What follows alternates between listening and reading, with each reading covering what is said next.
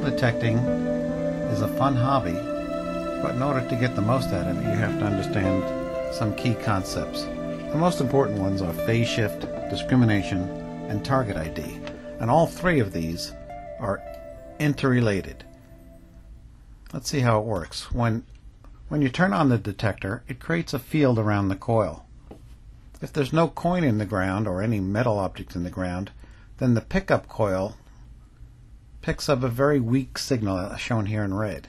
On the other hand, if there's something in the ground that's made of metal, the original transmit signal creates a magnetic current in the metal object, and that metal object then creates its own magnetic field which pushes back on the transmit magnetic field. So the two magnetic fields interfere with each other. That interference causes what we call a phase shift.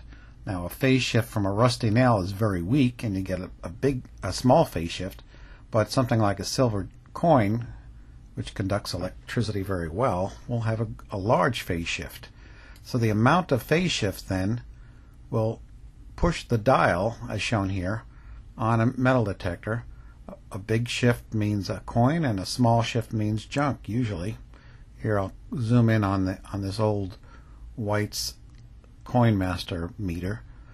Modern metal detectors do away with the meter and instead have what they call VDI numbers. VDI numbers correspond to the amount of phase shift that you got from the object in the ground. And here's what the phase shift scale looks like. Again, low conductivity objects like nails and bottle caps have very small signals in the pickup coil. As you move towards the center, you get things like nickels and gold jewelry, and all the way to the right you get the coins that have very large phase shifts. And here's the entire phase shift scale on the White's MXT. The phase shift amount is recorded by the VDI number here. A VDI of 86 corresponds to a quarter. Now, this is an advanced detector. On the less advanced detectors, they don't have VDI numbers, they have categories. This is the ACE 250 from Garrett, and if you zoom in on a close-up on the faceplate, this is what it looks like.